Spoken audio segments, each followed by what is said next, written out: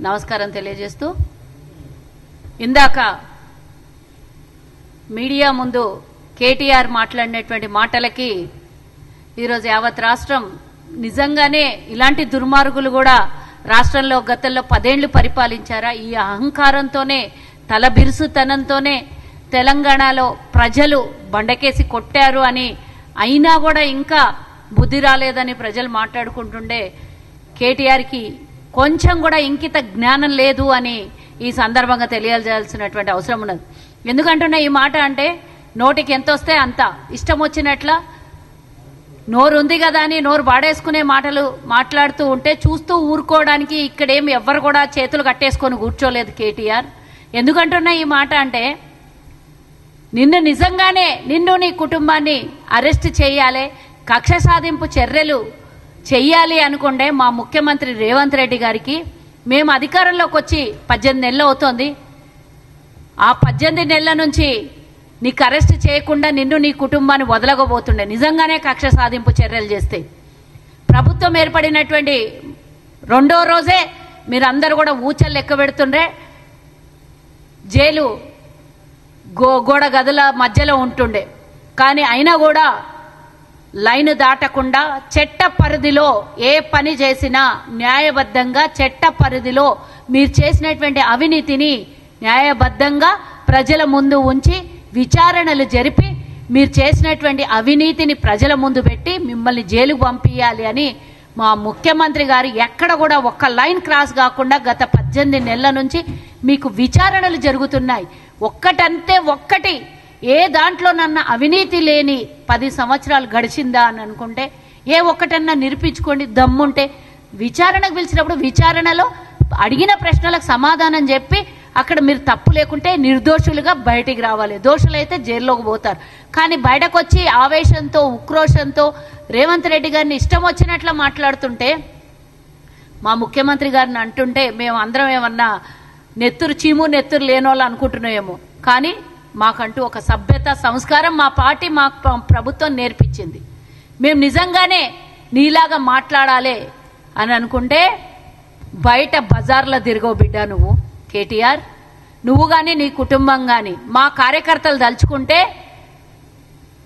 కాంగ్రెస్ అభిమానులు దలుచుకుంటే ఈరోజు ప్రజాప్రభుత్వం ప్రజల కోసం పరిపాలన చేస్తుంటే నిజంగా నువ్వు మాట్లాడినటువంటి మాటలు కాదు కదా, ప్రభుత్వం ఏర్పడిన వెరీ నెక్స్ట్ డే నిన్ను బయటకి ఇంట్లో నుంచి బయటికి వెళ్ళనీయకుంటుండ్రి, కాలర్ బట్టి గుంజి రోడ్ల మీద కొడుతుండే. ఒక్కళ్ళు కూడా మేము కనుక నువ్వు మాట్లాడినట్ల బూతులు మాట్లాడాలి అని అంటే 5 నిమిషాలు కాదు 5 సెకండ్లు కాదు, మేము తిట్టడం మొదలు పెడితే మీ చెవులలో నుంచి రక్తాలు గారుతాయి బిడ్డ, గుర్తుంచుకో. కానీ చేసినటువంటి అంత అవినీతి చేసిందే చేసి ఈరోజు ఏదో శుద్ధపూసల్లాగా మాట్లాడుకుంటా ఒకటే రెండా ఇదే గోదావరి ప్రాజెక్టు కానీ ఇదే కృష్ణా జలాలు కానీ ఇదే రాష్ట్రంలో వాడుతున్నటువంటి ఏ నదుల మీదనన్నా కాంగ్రెస్ కట్టినటువంటి ప్రాజెక్టులు నాగార్జున సాగర్ చూసుకో, శ్రీశైలం చూసుకో, ఇంకా ఇతరత్ర ఏ బ్యారేజ్ అయినా సరే ఏ డ్యామ్ అయినా సరే కాంగ్రెస్ కట్టింది. 70 ఏళ్ళైనా కూడా ఇంత కూడా చెక్కు చెదరకుండా అట్లనే ఉంటుంది. మేము 70 ఏళ్ళు కడితే ఇంతవరకు ఒక్క బీడు బారదు, వేసిన సున్నం జరగదు. కానీ మీరు కట్టిన 3 ఏళ్లకే 1,00,000 కోట్లు పెట్టి కడితే 3 ఏళ్లకే కుప్ప కూలిపోతుంది. ఇది అబద్ధమా? ఎన్నికలకు ముందే జరిగినటువంటి విషయం కదా కాళేశ్వరం కథ. కాళేశ్వరం కుప్ప కూలిపోయింది, అందరికీ తెలిసినటువంటి విషయమే. దీనికి విచారణకు ఆదేశిస్తే ఈరోజు 18 నెలల నుంచి ఒక రిటైర్డ్ జడ్జి అధికారంలో ఈరోజు విచారణకు వారికి ఒక కమిటీ వేసి ఆ కమిటీ ద్వారా విచారణ జరిగి పూర్తిగా చట్టపరంగా ఏం చేయాలో వాళ్ళ పని చేస్తున్నారు, విచారణ చేయబడుతున్నారు. కట్టడంలో ఎంత నాణ్యత ఉంది, కట్టడంలో ఎంత లోపం ఉంది, ఇంజనీర్లు ఇచ్చినటువంటి సలహాలు ఏంది, వీళ్ళు పాటించిన సలహాలు ఏంది అని పూర్తిగా అన్ని విధాల విచారణ చేసి అన్ని ఒక్కతాటి మీదకి తీసుకొని వచ్చి మిమ్మల్ని ఈరోజు చట్టం ముందు ఉంచి విచారణ చేయబడుతోంది. దానికి మీరు భయపడి రంకెలెందుకు వేస్తున్నారు అని అడుగుతున్నాను నేను. ఓదికు నీ బిడ్డనేమో ఇడ ధర్నా చౌక్ దగ్గర ధర్నా పెట్టి మా నాయన ఒంటి మీద ఈగ వాళ్ళని ఇయ్యను అంటది. నువ్వేమో రేవంత్ రెడ్డి గారికి ఇష్టం వచ్చినట్ల నోటికొచ్చిన కూతలు కూస్తావు. కానీ తప్పు చేసేటప్పుడు సిగ్గు లేదా?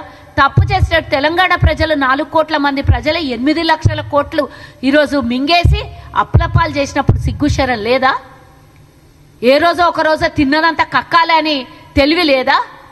నువ్వు ఈరోజు మాట్లాడుతున్నావు జైలుకు పంపిస్తారో జైలుకు పోతారో అనే భయంతో మాట్లాడుతున్నావు. కానీ రేవంత్ రెడ్డి గారు ఏ తప్పు చేయకుండా కేవలం ఒక డ్రోన్ నీ ఫామ్ హౌస్ మీద డ్రోన్ ఎగరేస్తేనే 14 రోజులు రేవంత్ రెడ్డి గారిని జైల్లో పెట్టి ఇబ్బందులు పెట్టిన రోజులు మర్చిపోయినావా బిడ్డ నువ్వు? ఏం తప్పు చేయకుండా. కానీ ఈరోజు తెలంగాణ 4 కోట్ల మంది ప్రజల సొమ్ము దోపిడీ చేసి ఇంకా ఇష్టం వచ్చినట్ల నోటికి వచ్చినట్ల మాట్లాడుతున్నావా నువ్వు? నోటికి హద్దు లేదు, అదుపు లేదు. గతంలో మాట్లాడుతుంటే నువ్వు ముఖ్యమంత్రి గారి మీద మాట్లాడొచ్చా ఈ విధంగా అంటున్నావు. మరి నీ సిగ్గు ఎక్కడ పోయింది? నీ భక్తి ఎక్కడ పోయింది? నీ భయం ఎక్కడ పోయింది? నీకంటూ ఒకటి వేరేకంటూ ఒకటి చట్టము కానీ రాజ్యాంగం కానీ మీ నాయనకు తిడితే నొచ్చింది. మరి రేవంత్ రెడ్డి గారు కూడా ముఖ్యమంత్రే కదా, వయసులో ఎంతటి వారైనా ఆ కుర్చీకి గౌరవించాలి కదా. మరి నువ్వెందుకు గౌరవిస్తలేవు? ఎందుకు తిడుతున్నావు నోటికి వచ్చినట్లా? నువ్వు ఒక్క శాఖ తీసుకో. ఈ రోజుకి మీరు చేపట్టినటువంటి ఒక్క ప్రభుత్వం 2014లో మీ ప్రభుత్వం చేపట్టిన తర్వాత 2023 నవంబర్ 30 తారీఖు వరకు మీరు చేసినటువంటి దోపిడీ ఇంత అంతనా? ఏ శాఖ తీసుకున్నా ఎక్కడన్నా దోపిడీ లేకుండా ఉందా? ఎక్కడన్నా అప్పుల పాలు కాకుండా ఉందా?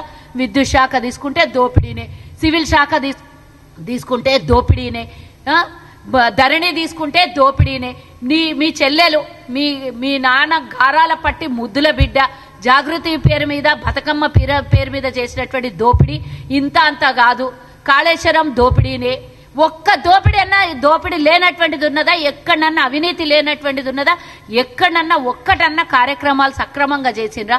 నీ అంతెందుకు సంతోష్రావు చెట్లు నాడతా అని చెప్పి హరితహారం చెప్పి చేసినటువంటి 1000 కోట్ల రూపాయల దోపిడీ తెలియదా? ఏ ఒక్క దాంట్లోనన్నా మీరు దోచుకుంది, మీరు స్కాములు చెయ్యంది ఉన్నదా? ఏ దాంట్లోనన్నా అప్పుల పాలు చెయ్యంది ఉన్నదా? పేరుకు ప్రభుత్వం నడిచింది 10 ఏళ్ళు. ధనిక రాష్ట్రాన్ని అప్పుల పాలు చేసి కుప్పగూల్చేసి ఒక్క రూపాయి కూడా కనీసం ఒక్క రూపాయి లేకుండా ప్రభుత్వం ఏర్పడే సమయానికి ఖజానా ఖాళీ చేసినటువంటి మీరు ఈరోజు మేము చేస్తున్నటువంటి ప్రజలు మాకు ఇస్తున్నటువంటి ఆదరణ కానీ మేము చేస్తున్నటువంటి ఇచ్చినటువంటి హామీలు నెరవేరుస్తుంటే కన్నుగుట్టి మా మీద 24 గంటలు ఏడుపు, 24 గంటలు తిట్లు తప్ప వేరే ఏం రాకొచ్చింది మీకు? నిజంగా వ్యతిరేకించాలి అని అంటే మాట్లాడండి. మేము ఇచ్చిన హామీలు ఏం నెరవేరుస్తున్నాం, మీరు గతంలో చేసినటువంటి దోపిడీ ఏంది, ఏం చేసిండ్రో మీరు చెప్పుకోండి. వచ్చి 10 ఏళ్లలో చేసినటువంటిది ఏంది? అవినీతి చేసింది పక్కన పెడదాం. మీరు చేసిన అభివృద్ధికి ఎంత ఖర్చు అయింది? సరే 1,00,000 కోట్ల రూపాయలు కాళేశ్వరం మీద ఈరోజు అవినీతి జరిగిందంటాం. 1,00,000 కోట్లు 8 లక్షల కోట్లలో 1,00,000 కోట్ల రూపాయలు పక్కన పెడదాం. మిగిలిన 7 లక్షల కోట్లు ఏ విధంగా దోపిడీ జరిగింది, ఎందుకు అప్పుల పాలైనా అది ఒక్కసారి వివరణ ఇవ్వండి. మేమైతే అసెంబ్లీలో పూర్తిగా చర్చలు పెట్టి పవర్ పాయింట్ ప్రజెంటేషన్ కూడా ఇచ్చి ఇగో ఈ విధంగా అవినీతి జరిగింది, ఈ విధంగా మరి బీడులు బారింది, ఈ విధంగా కుంగిపోయింది, ఈ విధంగా కూలిపోయింది అని ప్రతి ఒక్కటి మేము ఆధారంతో సహా మేము చూపించినాం. మరి మీకు దమ్ముంటే 8 లక్షల కోట్ల రూపాయలు ఎక్కడ ఖర్చు పెట్టినరు అనేది చూపించాలి. ఎందుకు అప్లా పాలైందని చూపించాలి. ప్రతి నెల వచ్చే ఆదాయం ఎక్కడ పోయింది, అదనంగా 8 లక్షల కోట్ల రూపాయలు ఎందుకు అప్పులైనాయి? పోనీ ప్రజలకు ఇచ్చిన హామీలు ఏదన్నా నెరవేర్చిన అంటే ఏమీ లేదు.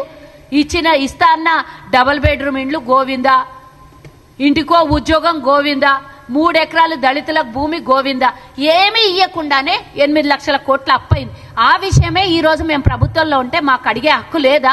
ఏం చేసిరు? 8 లక్షల కోట్లు ఎందుకు అవినీతి పాలైంది, ఎందుకు అప్పుల పాలైంది, ఎందుకు దోపిడీకి గురైంది, ఎందుకు ప్రజల సొమ్ము నాశనం చేసిండ్రు, స్కాములు చేసిండ్రు అని అడిగే దమ్ము అడగాల్సినటువంటి అవసరం మాకు లేదా?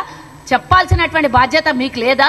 మేము మొన్న 31 కోట్ల రూపాయలు ఖర్చు పెట్టి మిస్ వరల్డ్ కార్యక్రమాన్ని చేస్తే దాని మీద కూడా ప్రాపగండ చేసి 200 కోట్ల రూపాయలు ఖర్చు పెట్టిందని అబద్ధాల ప్రచారాలు చేశారు. మేము ఏం చేస్తే కూడా మీలాగా కార్ రేసులు చేసి 55 కోట్ల రూపాయలు వెనకేసుకున్నది కాదు, అక్కడ కూడా స్కామ్లే. పోనీ ఈరోజు మేము చేసినాం మిస్ వరల్డ్, ప్రపంచ దేశాలు వేలాది ఇంటర్నేషనల్ మీడియా వచ్చింది ఇక్కడికి, ఎంతో మంది స్పాన్సర్షిప్స్ ఇస్తే గానీ ఆ ప్రోగ్రామ్ నేను చేయలేదు. ప్రభుత్వ సొమ్మును ఎంత ఖర్చు పెట్టినామో మీకు పూర్తిగా డిపిఎస్సి చూపించడం కదా. ప్రతిదీ ఆధారంతో సహా మా ప్రభుత్వంలో మీకు కళ్ళకు కట్టినట్టు కనబడుతుంది. మీ ప్రభుత్వంలో చేసిన దోపిడీ కానీ, మీ ప్రభుత్వంలో చేసిన అరాచకం కానీ, మీ ప్రభుత్వంలో 10 ఏళ్లలో జరిగినటువంటి అవినీతి, అప్పులు ఏ రోజన్నా ఒక్క రోజన్నా ప్రజల ముందు ఉంచిరా? మాట్లాడితే మమ్మల్ని తిట్టడము, వ్యతిరేకించడము, ముఖ్యమంత్రిని ఇష్టం వచ్చినట్లు అడ్డగోలుగా మాట్లాడడం. కేటీఆర్ నోటికి ఆనకట్ట వేయకపోతే, నోటికి నువ్వు ప్లాస్టర్ వేయకపోతే మర్యాదగా చెప్తున్నాం, నీకు దమ్ముంటే విచారణలో మీరు ప్రశ్నలు అడిగినట్టు సమాధానం చెప్పండి. మీరు దోషులు కాకపోతే బయటకు వచ్చి ఆన్సర్ చెప్పండి. ఇగో మాకు అడిగినవి ఇవి మేము పూర్తిగా వివరాలు ఇచ్చినాము, ఇగో ఇది దోపిడీ చేయలేదు, ఇది నిజంగానే ప్రజల కోసం ఖర్చు పెట్టినాం, నిజంగానే ప్రజాధనాన్ని ప్రజల కోసమే వినియోగించినామని దమ్ముంటే చెప్పండి. అది పక్కన పడేసి వాళ్ళ నాయనకు విచారణకు పిలుస్తానంటే ఏదో నొప్పి వచ్చిందంట. ఏమైందైనా మీ నాయన వస్తే విచారణకు వచ్చిపోతే నీకు వచ్చిన నష్టం ఏంది? తప్పు చేయలేదు కదా, ఎందుకు భయపడుతుర్రు? తప్పు చేయనప్పుడు మీ నాయన విచారణకు రావాలి, మాట్లాడాలి. ఆయన చెప్పాల్సినటువంటి మాటలు బయటకు వచ్చి ఏం మాట్లాడినరు అని మీడియాతో చెప్పాల్సినటువంటి సమాధానాలు ఇడిచిపెట్టి ఈయన తిట్టిపోతున్నాడు. ఎందుకంటే భయంతో కూడుకున్నారు. మీడియా ఏదన్నా అడిగితే ఆన్సర్ ఉండదు కాబట్టి తిడితే ఈరోజు వైరల్ అవుతుంది. ఈరోజు మీడియాలంతా తిరగాలి. ఈరోజు విచారణకు పోయినటువంటి ప్రశ్నలు పక్క గాడి తప్పాలి, పక్కకు పారిపోవాలి. ఆ ప్రశ్నలు నువ్వు తిట్టిన మాట మీడియాలో హైలైట్ కావాలి. ఇదే కదా నువ్వు కోరుకునేది. మీ నాయనకు అడిగినటువంటి ప్రశ్నలు ఏందో అది ఒక్కసారి వచ్చి బయటకు వచ్చి ఆన్సర్ చెప్పాల్సింది. నాకు ఇది అడిగిన ఇదిగో ఆధారాలతో సహా చూపించినామని ఎందుకు దాచుకోవాలి? మీ నాయన ఎందుకు ఆన్సర్ చెప్పిపోవద్దు మీడియాకి? ఏమంత తోపా? ముఖ్యమంత్రి అయ్యి మాజీ అయిపోయింది కదా. ఇప్పుడు ఎంతమంది పెద్ద పెద్ద దేశ ప్రధానులకే తప్పలేదు ఆన్సర్ చెప్పాల్సినటువంటి అవసరం ఉంటది. అవసరం వస్తే స్కాములు చేస్తే మీడియా ముంగల కూర్చోవాలి, విచారణకు ఆదేశాలు ఇస్తే పోయి సంస్థల ముంగల కూర్చొని సమాధానాలు చెప్పాలి. దమ్ములేని మీరు ఒకరోజు మేము రాము అంటారు, ఈ రోజు ఈటల రాజేందర్ చెప్పొచ్చినాయి ఏంది, హరీష్ రావు చెప్పొచ్చింది ఏంది? తోకకు తొండానికి అంటితే ఏనన్నా సమాధానాలు? ఆయనేమో కమిటీ వేసాడు, కమిటీకే సంబంధం అంటాడు. నిజంగానే కమిటీ వేస్తే ఒక ఆర్థిక శాఖ మంత్రికి తెలియకుండా నిధులు పోతాయి ఎక్కడన్నా? సిగ్గు శరం లేకుండా మా ప్రభుత్వాన్ని 24 గంటలు తిట్టే పని పెడితే కేటీఆర్కి హెచ్చరిస్తున్నాము. నువ్వు ఇంకా మళ్ళా పదే ఇదే విధమైనటువంటి భాష వాడితే, ఇదే విధంగా మా ముఖ్యమంత్రిని, మా నాయకుల్ని, మా కాంగ్రెస్ ని ఇంకా కూడా హెచ్చరిస్తున్న బిడ్డ. ఏమన్నాడు? ఈరోజు ఉన్నటువంటి ప్రభుత్వాన్ని సిగ్గులేని ప్రభుత్వం అంటవా? మీ అయ్య చేసింది సిగ్గుమాలిన వ్యవహారం, మీ అయ్య చేసింది సిగ్గుమాలిన పని 10 ఏండ్లు. నువ్వు నీ కుటుంబం దోపిడీ చేసింది సిగ్గుమాలిన పని. నిజంగా లోపల వేయాలనంటే ఒక్క నిమిషం కాదు మీ అందరికీ, కానీ చట్ట పరిధిలో పనిచేస్తోంది మా ప్రభుత్వం. మా ప్రభుత్వాన్ని కానీ, మా నాయకుల్ని కానీ, మా ముఖ్యమంత్రి కానీ ఇంకోసారి ఇట్లాంటి మాటలు మాట్లాడినామంటే బిడ్డ బయటికి తిరుగుడు కష్టమవుతుంది. ఇక మేం గిట్ట దలుచుకున్నాము అని అంటే మా ముఖ్యమంత్రి దాకా తర్వాత పోదు. కానీ మేము అందరం ఉన్నాం, మా దగ్గర రా, మా దగ్గర అయిన తర్వాత నెక్స్ట్ లెవెల్ మా ముఖ్యమంత్రితో మాట్లాడదు. కానీ నువ్వు సాల్ మస్తు అయింది, ఇక బంద్ చేయి నోరు. బంద్ చేయకపోతే నోటికి వాతలు పెట్టి పెదులకు కుట్లేస్తారు. మరి జైల్లో పోయి కూర్చున్నప్పుడు తిన్నికి కూడా మరి ఉండదు మళ్ళా. లేకపోతే గ్లూకోజులు మీ నాయన బయట ధర్నాలు చేసేటప్పుడు గ్లూకోజులు ఎక్కించుకొని ఇడ్లీ తిన్నట్లా కాదు ఇది ఈ వ్యవహారం. జైల్లోకి పోతే ఏం జరుగుతుందో నువ్వు తెలుసు కదా. అన్ని పోయి చూడు, ఒకసారి రుచి చూడు ఎట్లుంటుందో. పర్మనెంట్ గా పంపిస్తారు ఈసారి జైలుకు పోతే. పూర్తిగా విచారణలు, పూర్తిగా నీ నేర ఆరోపణలు బయటకు వచ్చిన తర్వాత పర్మనెంట్ గా శ్రీకృష్ణ జన్మస్థానం మీ కుటుంబానికి తప్పదని గుర్తుంచుకో బిడ్డ.